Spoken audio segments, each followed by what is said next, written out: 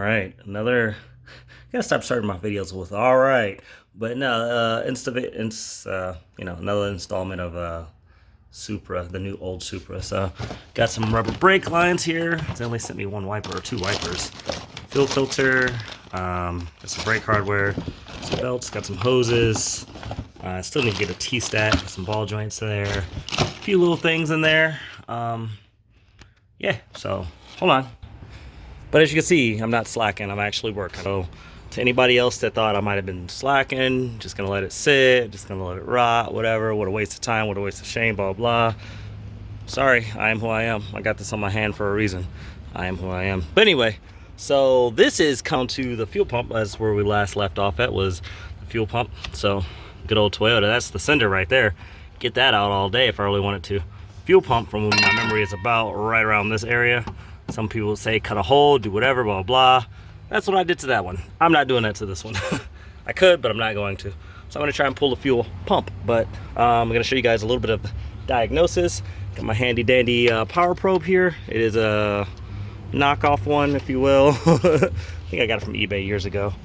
Yeah, so pulled off my skid shield here, if you will, or splash shield. This is the amount of fuel that came out of the return line. So I need to go get some line wrenches here and get to it. But see, it's not super duper crusty up there. Those hoses came off just fine. These brake lines, I'm not really loving those. I do got a spool of brake line, and everyone knows how much I love doing brake lines. But these hangers don't look great either. So I'm gonna try and reuse them, but I am not sure if I'm going to be able to reuse them. They're about 40 or 50 bucks a piece, and I can't get these things right here. So I can't get those, which is very important to have. So what I'm gonna try and do is try and get those out and whatnot, but look how crusty that brake line is right there. That's why I got new ones. The more I kind of dig into the car, it's a little bit more than I thought it'd be. But that's okay, because that's why I got that tattooed on my hand.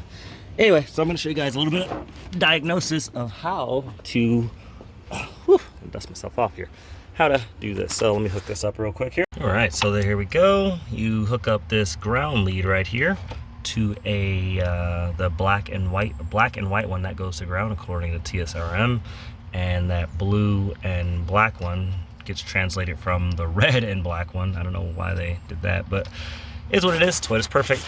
So what you do is you take that thing. I'm gonna try and do it with one hand. Obviously, when you're messing with fuel, safety third, right? Got my easy pull pin right there, so if something goes awry, I can pull it. Bop, bop. Set that right there. Arms reach, of course, right? Oh no, I disconnected that. You take your probe. If you got one like mine, it'll make a beeping noise when it's seeing something. So right there, you can see that it's seeing no voltage, no ohmage, no nothing, right? So you power it up. 5 volts, 4.9. Not hearing anything hitting the ground. So probably telling me that the fuel pump is dead. Go there.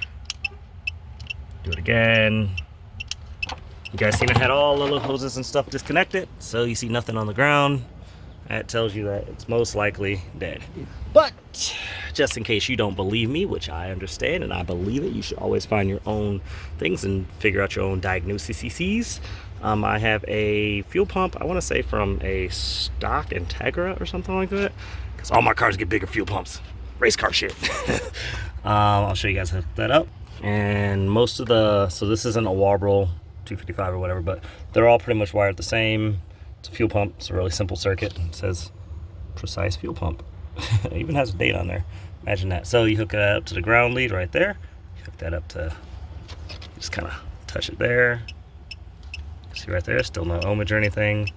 And then when you hit it, so I'm gonna have to like actually hold this or figure out how to prop my phone to do this for you guys. Because you know who loves your Super King, right? Looks good. So don't complain about the aspect view of it. So I've got that. You hit your shebang. You see that? So I'm gonna bring it over to you guys. See that there? And then you got 11, 4, 11, yeah, 11 volts. So you can hear the whine and stuff. You can even add a little bit of, you can reverse it. See, so you can tell that you're just applying ground to that portion. Cool.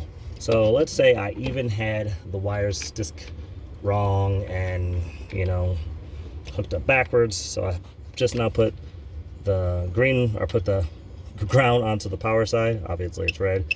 You can still see it says no ohmage, and I apply power. It's a real simple circuit. You put power on one side, it goes one way. You put power another way, it goes the other way. Almost like a fan. But yeah, AC, DC voltage and all that, right? But with that said, yep. That's what I go, and I think I'm gonna do a fuel pump. So here we go. 1, 2, go. All right, so it's a little warm out here today. Don't think I'm getting soft though. Anyway, got the tank out. Got one of the straps out. Couldn't get the other one particularly out very easily, but I didn't think that was gonna really budge, so I didn't even really mess with it. I just took off the completeness. See, there's a little bit of crustiness on here. I'm really hoping that's not leaking. So there's still some gas in there. So what I'm gonna do is I'm gonna kind of just leave. Well, first off, I'm gonna blow all this off, and basically, so I don't get anything contaminated in the tank. But yeah, this is not super awesome or encouraging right there. But I don't feel any soft spots, so a lot of people will be like, why are you even pushing on it, Les? Because, I don't know, man, like, it's gonna start leaking. I want it to leak now, not later. But yeah, you can see these bolts those things are done for.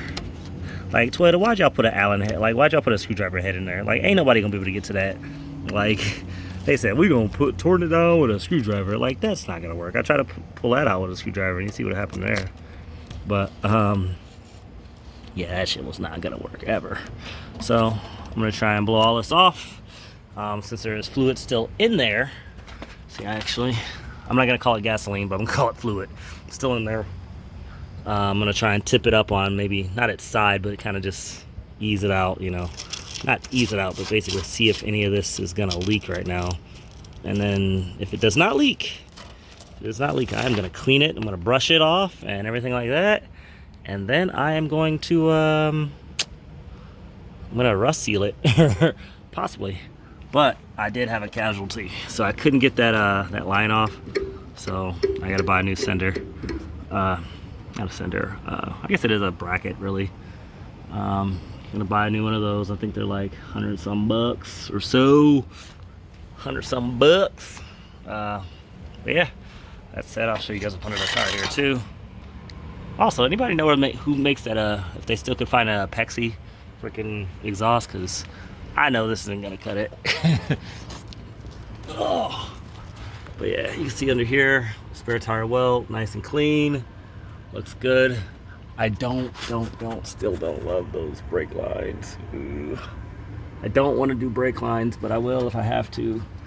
The strap is pretty decent. It still feels pretty frozen, so I'm not exactly sure how I'm gonna do that or what I'm gonna do with that. Maybe I will just go ahead and buy them.